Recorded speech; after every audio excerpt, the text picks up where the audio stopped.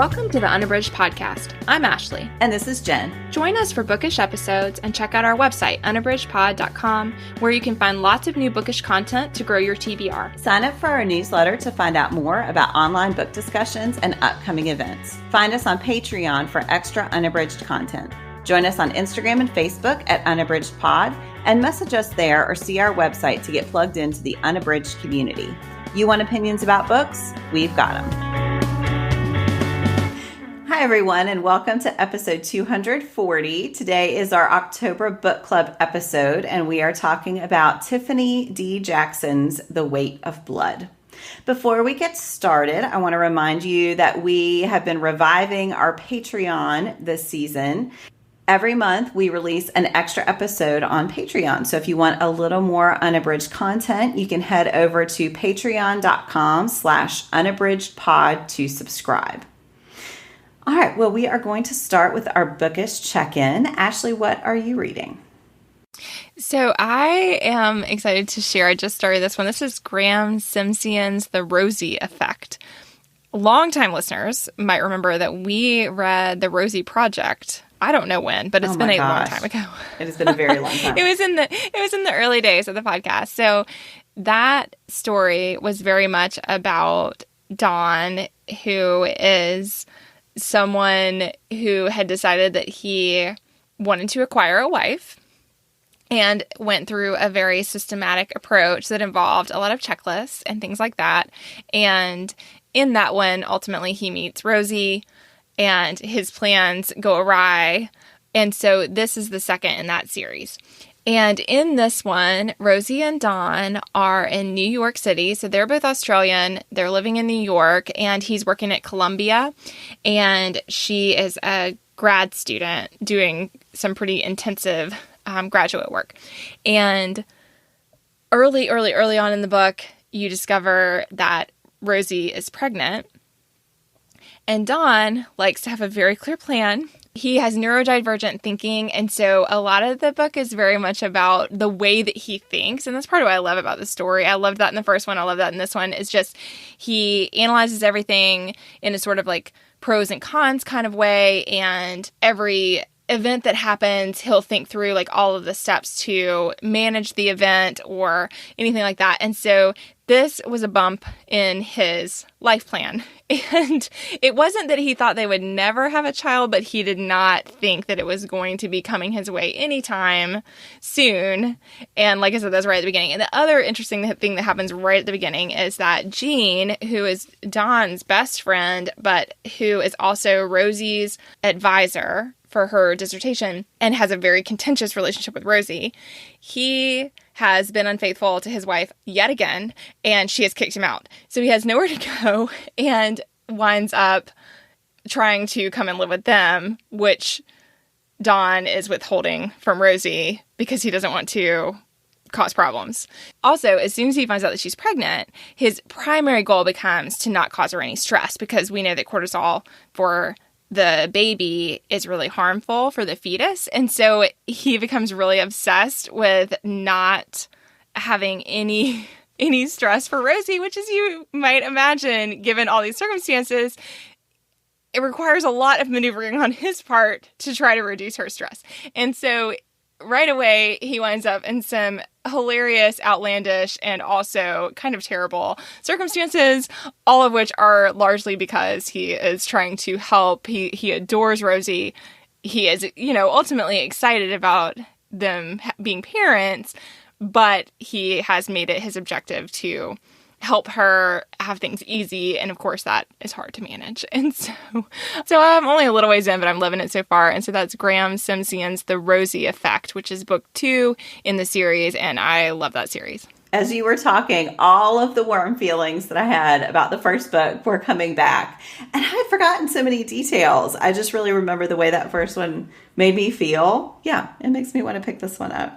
Yes, I love it. It just feels really good, and it's really sweet. And I also, like I said, I love the way that we can see Don's intentions. And I think that's something that I just think interesting in books is like sometimes authors focus on what people do, but this is definitely one where we see exactly why he does what he does, and I really appreciate that because I think that it's fun and interesting to see that introspection that goes into the actions that the characters take, and I think we see a lot of that here. Jen, what about you? What are you reading? So I am reading Tia Miles's All That She Carried, The Journey of Ashley's Sack, A Black Family Keepsake.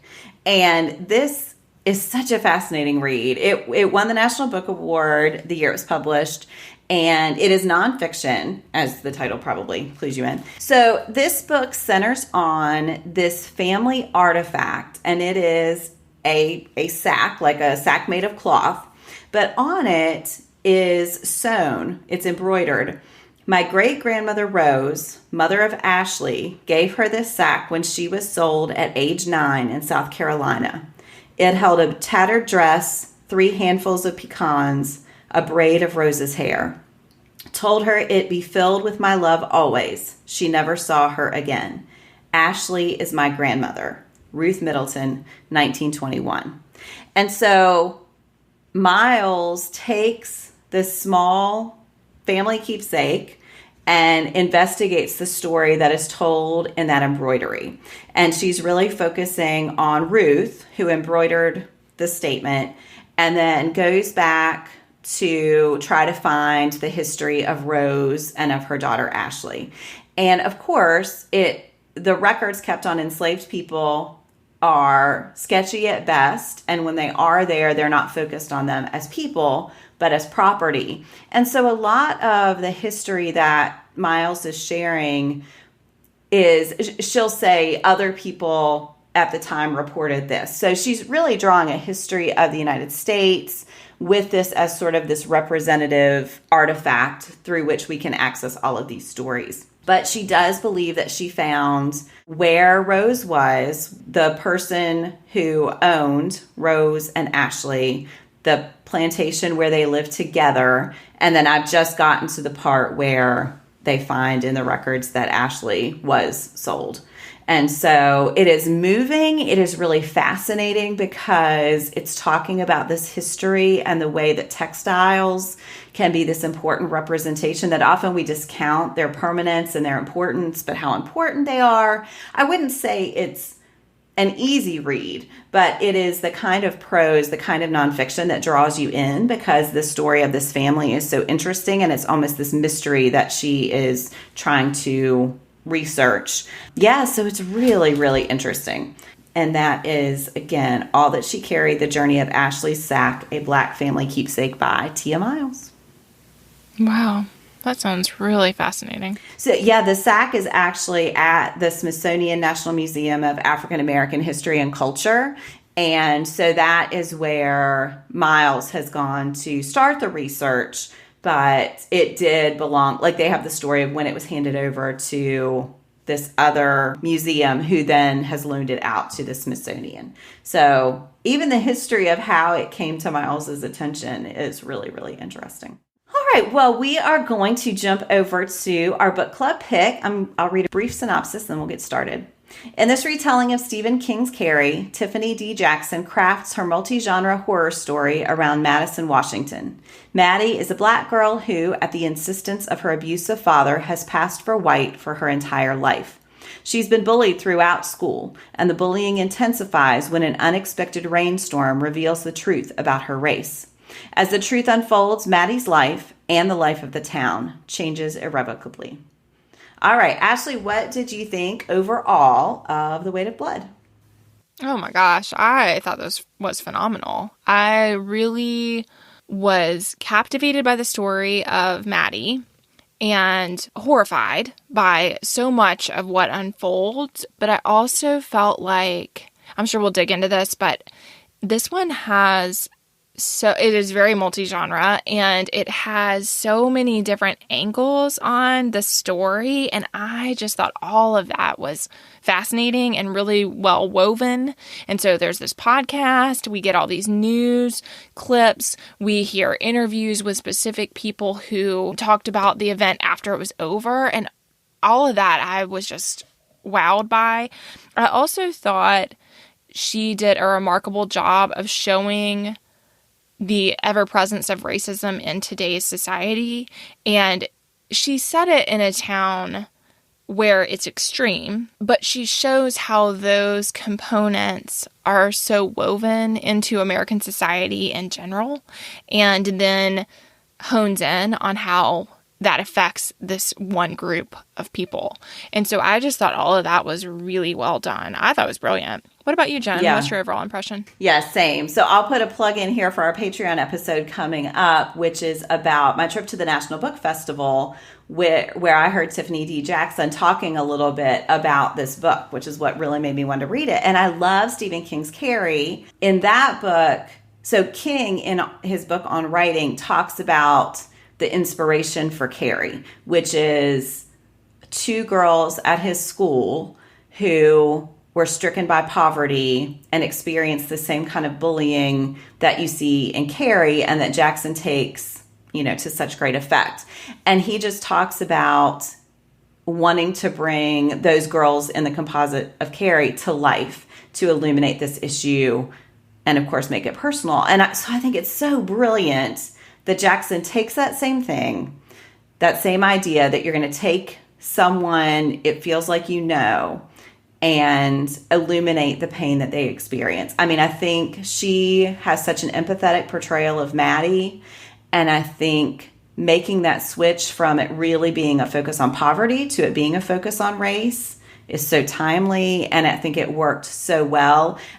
There were all of these notes that she hits that are in the original Carrie, and yet she adds so much about the way we shape stories and the stories we tell each other and the stories we tell ourselves about who we are. I think the addition of some of these perspectives really added some nuance and some layers to what could have been a very straightforward narrative. And I think you can do that. You can read it just for the plot, but then you see, as these different characters are realizing, like Wendy realizes that she's not quite the nice person she thought she was and starts to question her own motivation. I think it's just brilliant. Yeah, I was blown away. I did not want to stop reading, which was a problem because I had to go to work and finish it one day after school. I had like 50 pages left. It was so painful.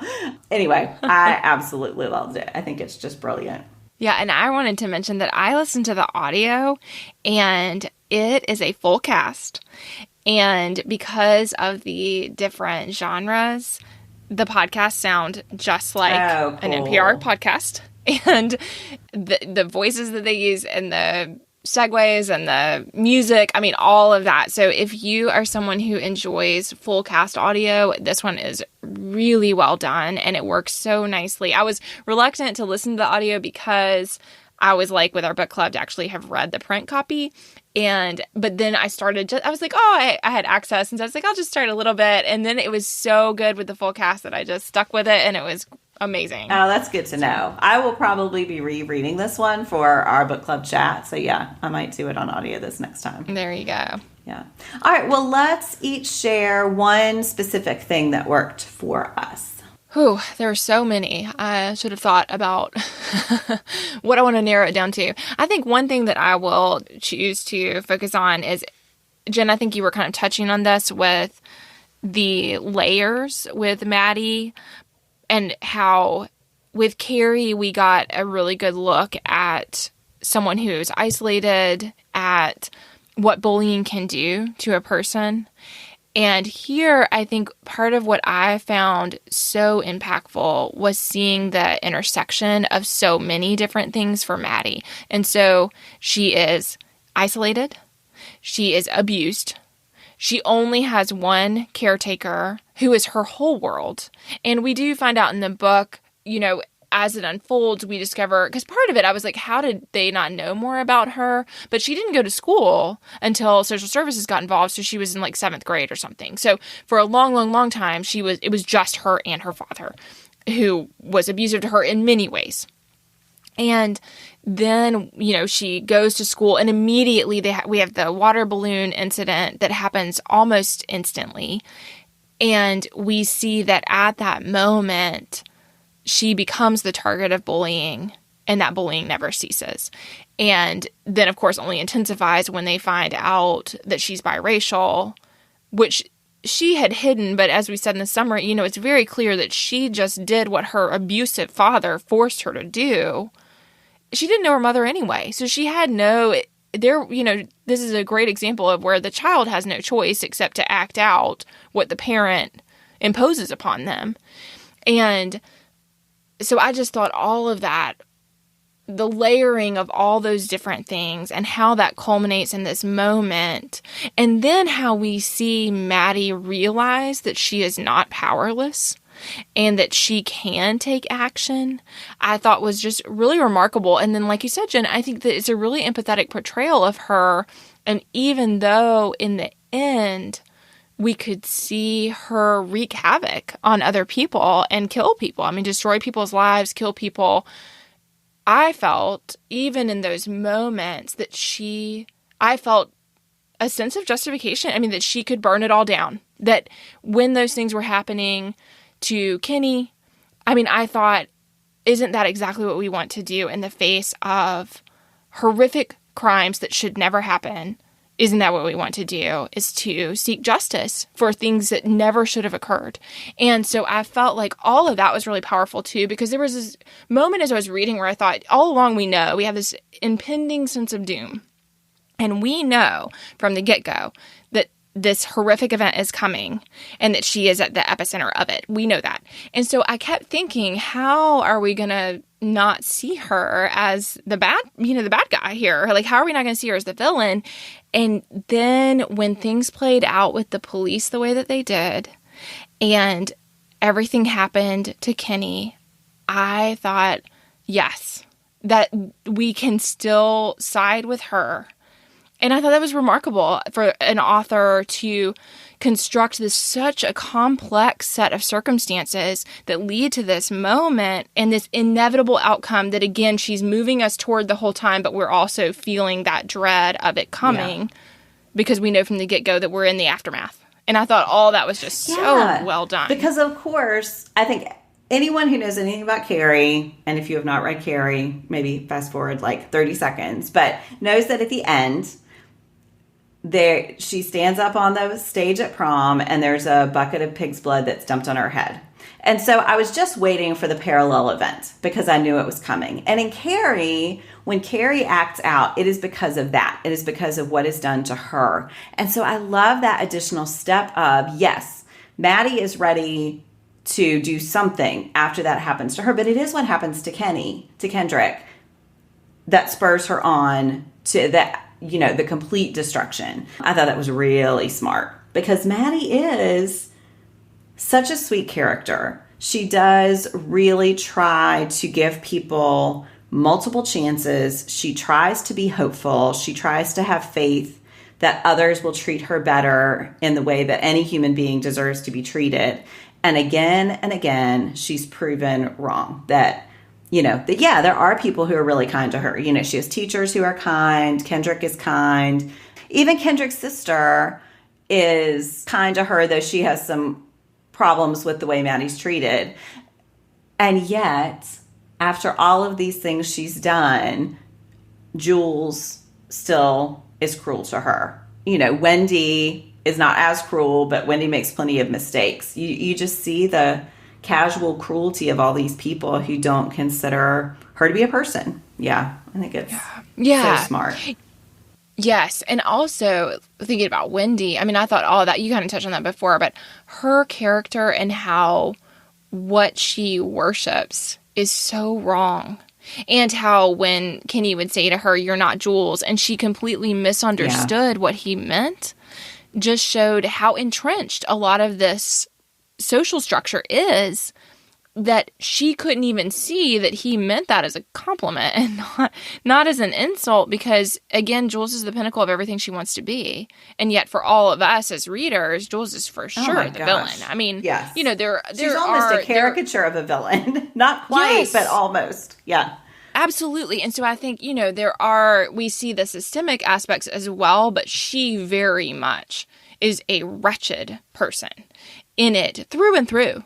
And so I did think that, wretched and pathetic. I mean, I thought that whole part even in the end where we see her after and she talks about how she learned to play dead. Yeah. And that was how, I mean, that even in there, she had no remorse. She had no understanding. She had not changed at all.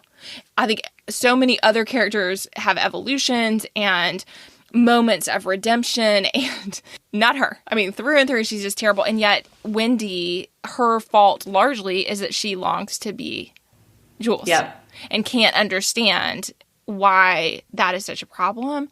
And so, I just thought all that was just so well done. I mean, the characters and the development of them in this is phenomenal. And then I think that the way that the story's woven together also was just so richly done. Yeah, I mean, that's actually my pick, is I think that multi-genre format and the shifting, we see so many people's perspectives and some less than others, but it all serves to create this rich tapestry where we understand the mindsets of so many different facets of the town. So, we see the sheriff so one thing we haven't talked about is the fact that up until 2014, this town has had a segregated prom, which is both unbelievable and believable, the way that it came about. I think you're like, okay. And so, we see at one point the sheriff just waiting for this to be over and things to go back the way they were when everything was peaceful and everybody kind of knew their place and then there wasn't any conflict. And which, of course, is so misguided. And yet his perspective,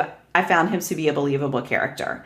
I think the podcast hosts who are trying to put together this story and then find themselves feeling so differently about the story. Originally they're setting out to be like, what actually happened here? But they get drawn into the people.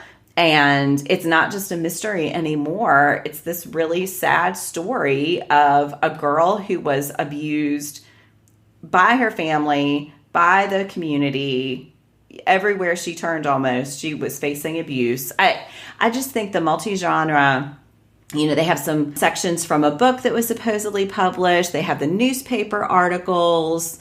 When some of these racist events come to light, those little news reports, it just is so effective. Again, I think the consideration of how media functions and how what's true and what's biased and unbiased, and it's just so intricate. I can't even imagine putting this together.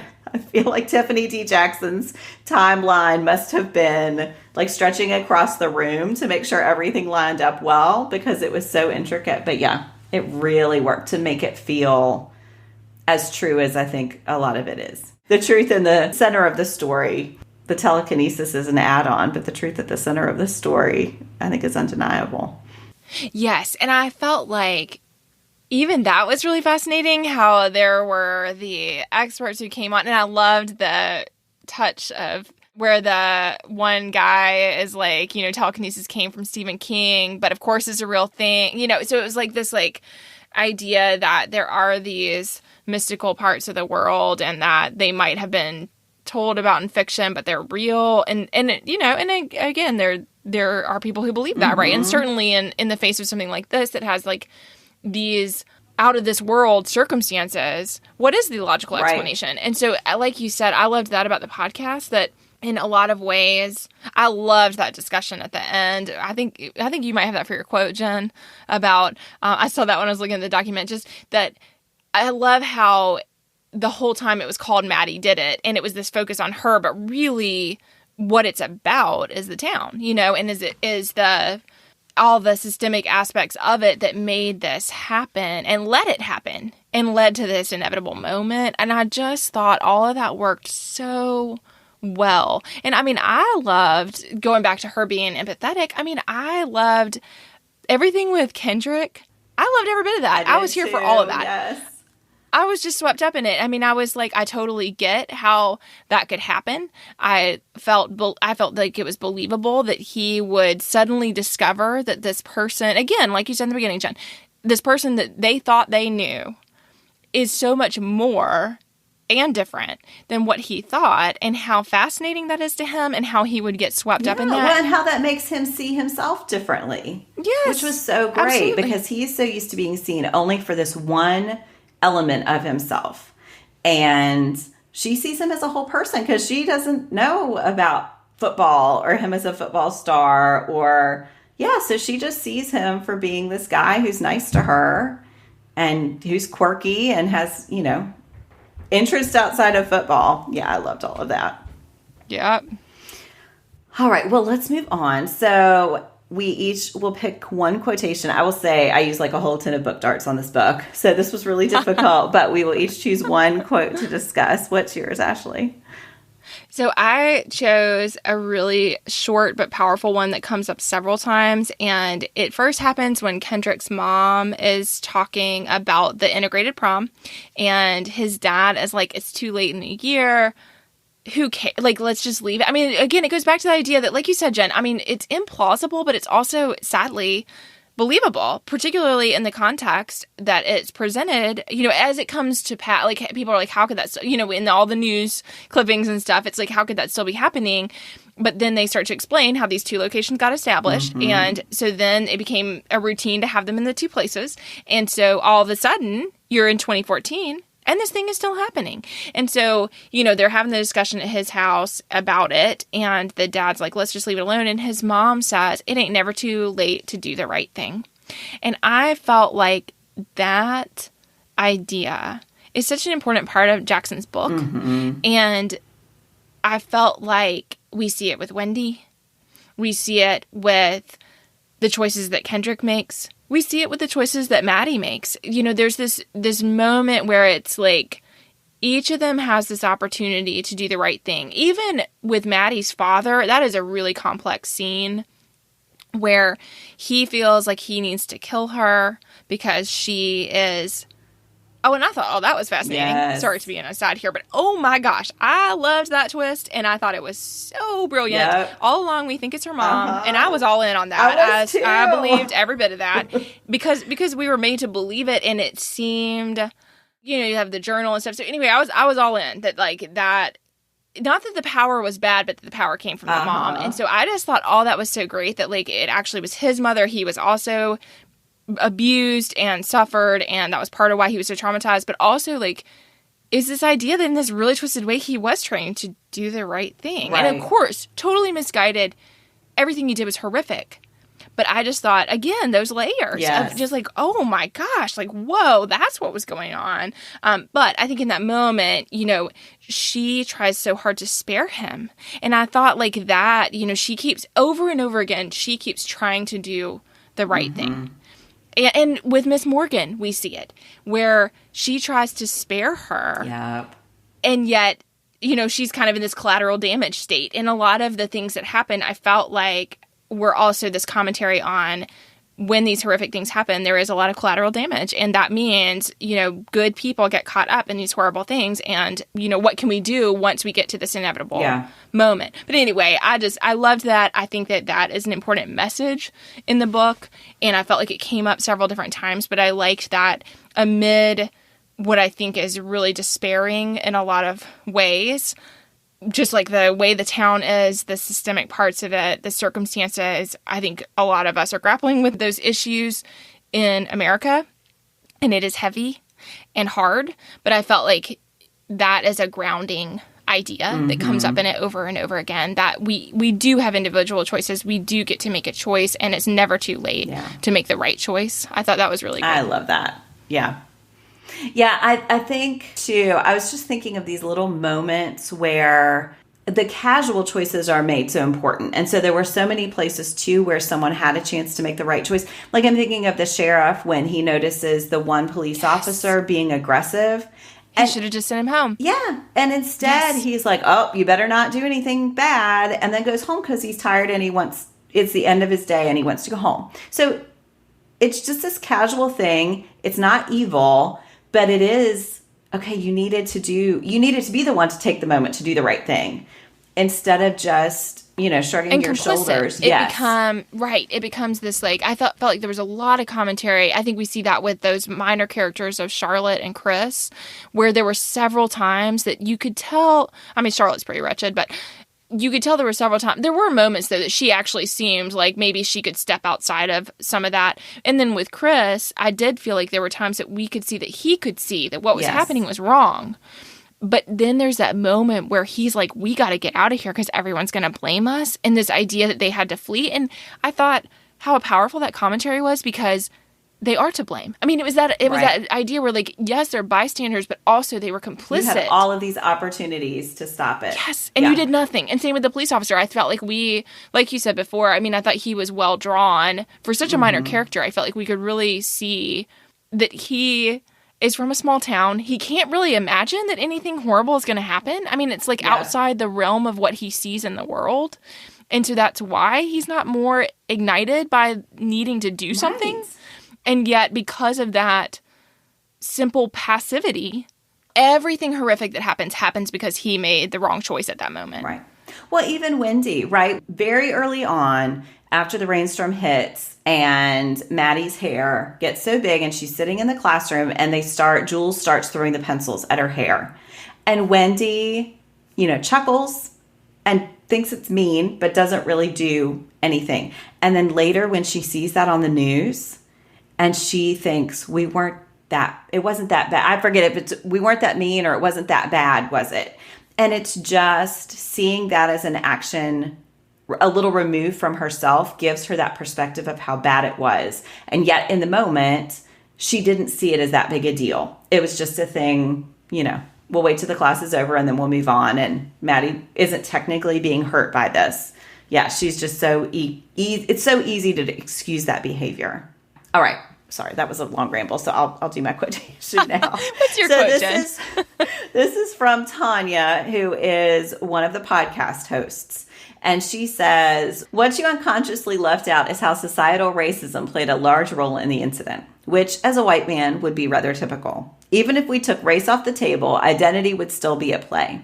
Because if she had been who she was meant to be from the start, if she'd been allowed to just be herself, in fact, if everyone involved was allowed to be their true, authentic selves without fear of recourse or ridicule, none of this would have ever happened." And again, you talked about this a little bit, but I just think race is, of course, central to this book, but it's not just about race. It is about identity and about the truth of your identity and people accepting you for that truth. And we see that with Kendrick. We see that with Wendy. I don't know that we see that with Jules. I was going to try to make it work for Jules. I don't know that it works for Jules. But for so many of these characters, that is absolutely true, that being forced to fit into a mold that is not truthful has consequences. Not always as extreme as what we see with Maddie, but certainly has consequences. So I thought that was so powerful. I love Tanya. I loved her absolutely contributions to the podcast were so smart. I felt like I marked a ton of her quotations. Yes, I thought her role was really fascinating. And that was an interesting listen. When she's talking on the podcast, you hear her accent that is not an American accent. And so I thought that was really fascinating also because a lot of these issues are cultural issues, and they're coming from the specific U.S. culture that then brings to light these horrific circumstances that, again, are entrenched in these systemic racist practices.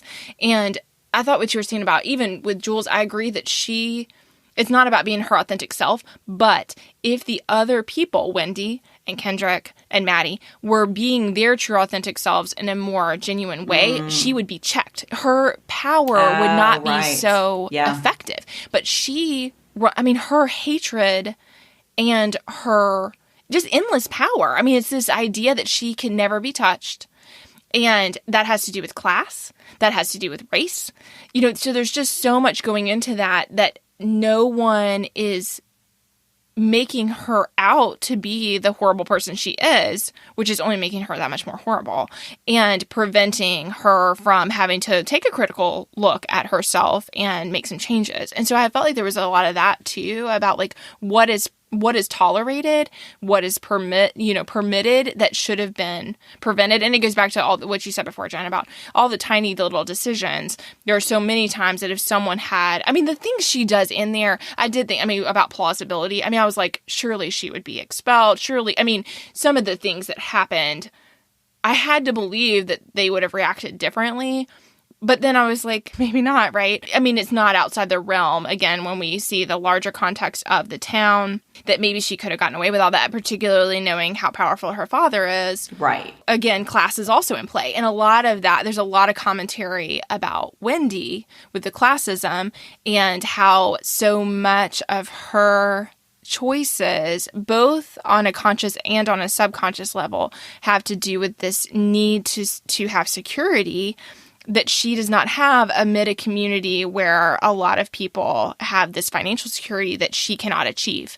And so, well, and she's beholden to Jules, who gives her a lot of things.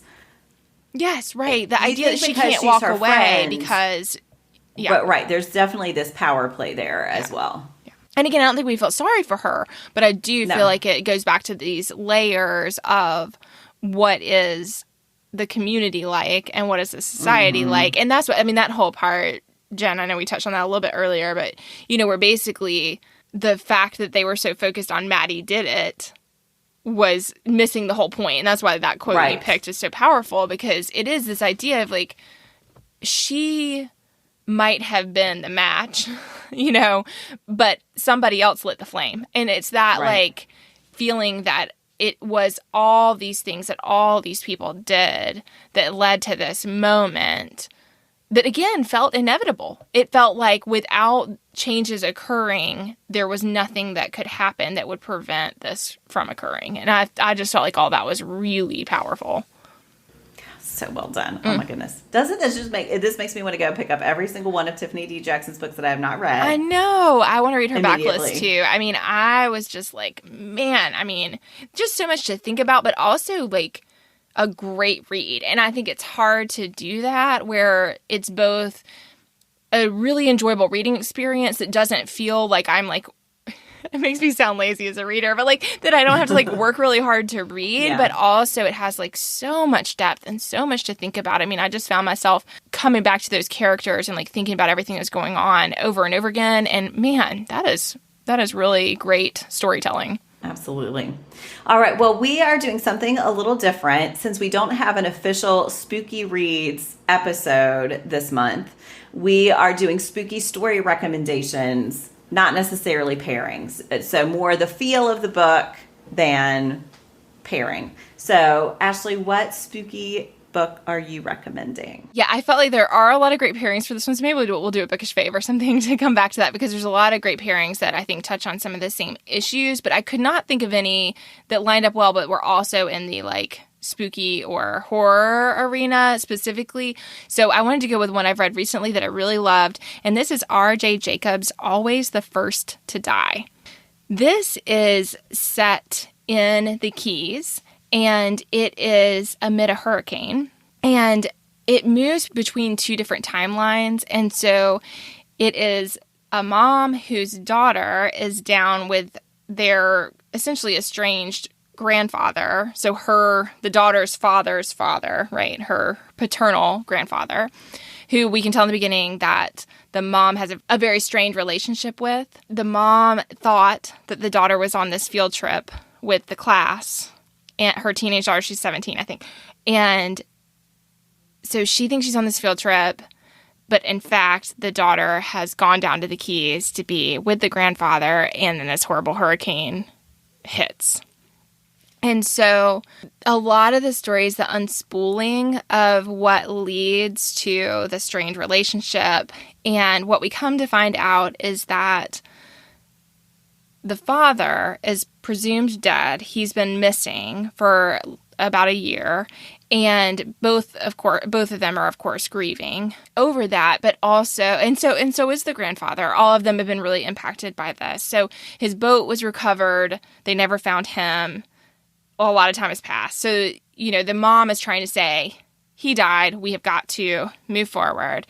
And her daughter continues to hope that he's alive and is just missing.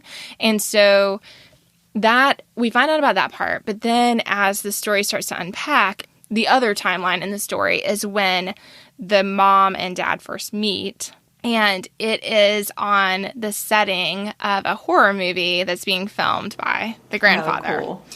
And so the granddad lives in the Keys in this like old hotel that was the setting of the movie.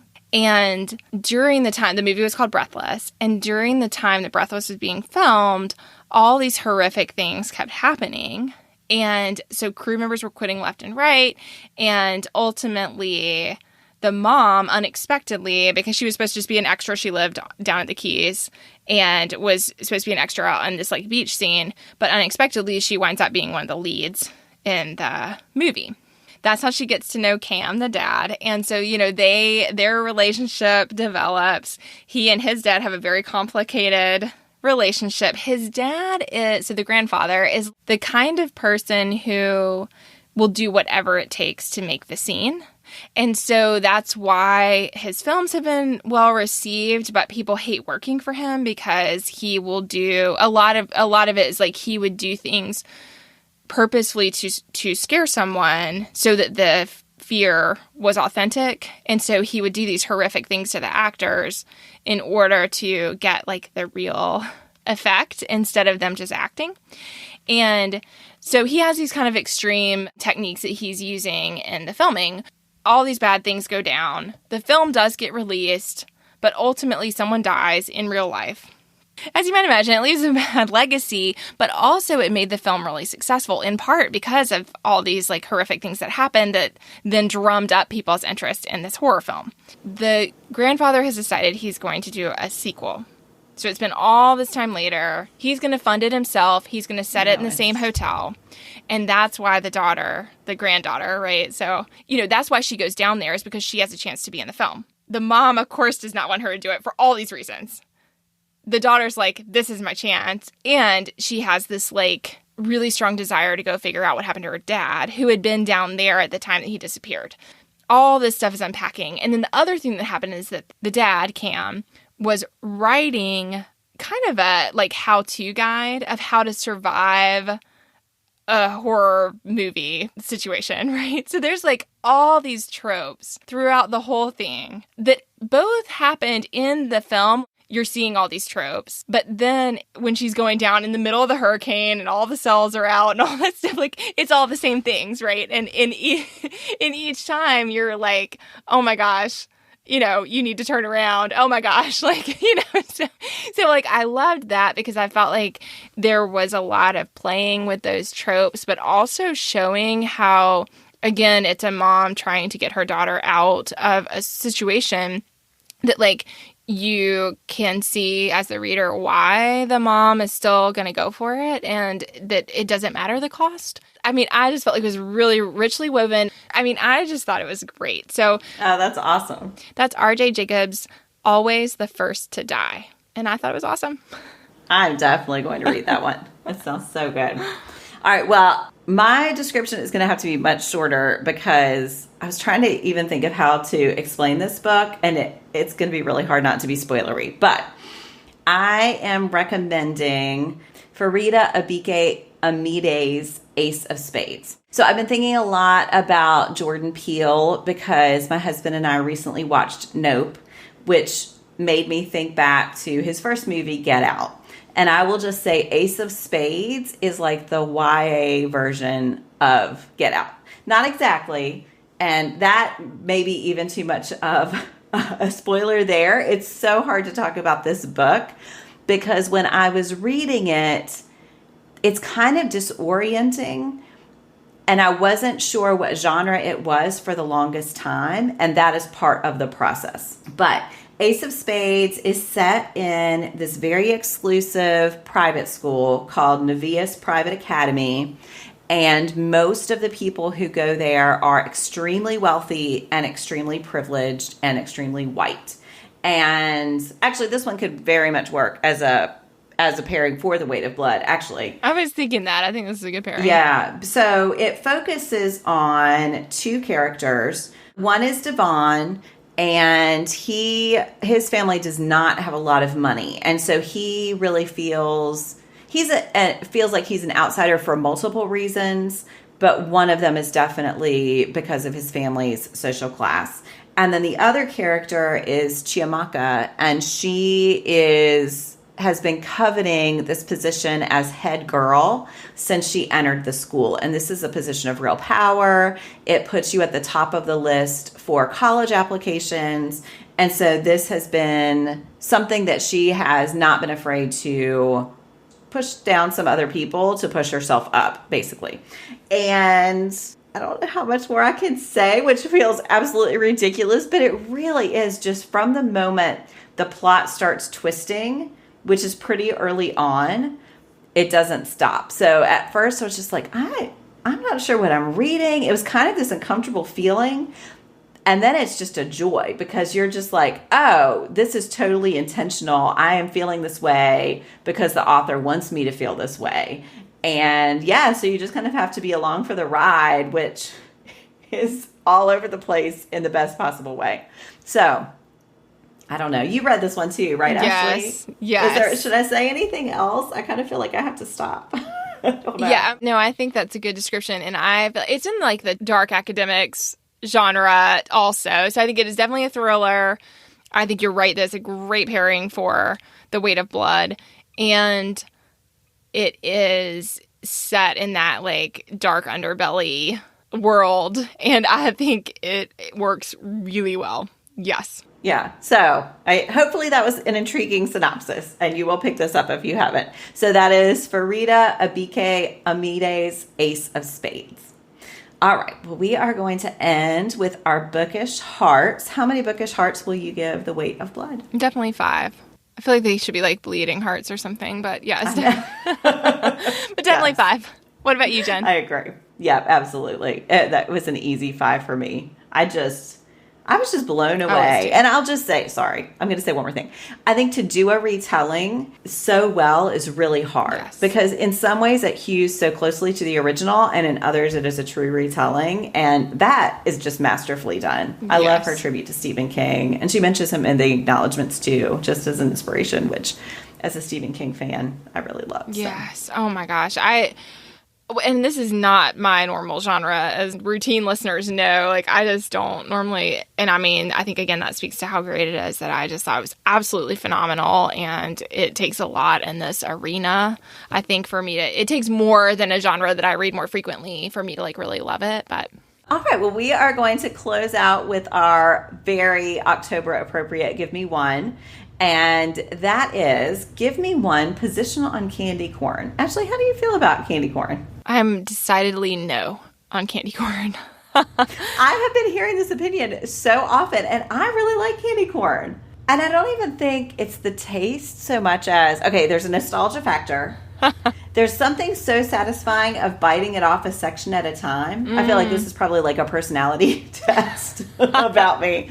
But there's something really satisfying about eating the little white tip, and then, there's the little yellow part, and then the orange part. Anyway, I really like candy corn. Well, there you go.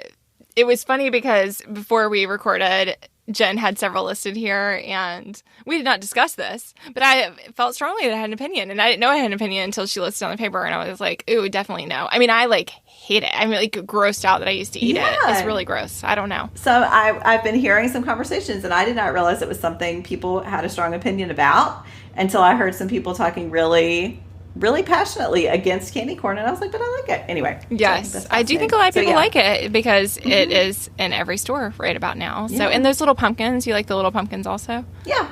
Yeah. They don't have the satisfying section eating, but yeah.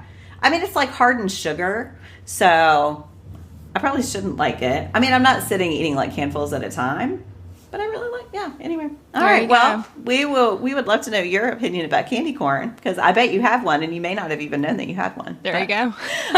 Well, we would love to know your thoughts also, of course, about Tiffany D. Jackson's The Weight of Blood. And if you have any spooky reads you would recommend, you can reach out at Unabridged Pod. Thanks so much for listening.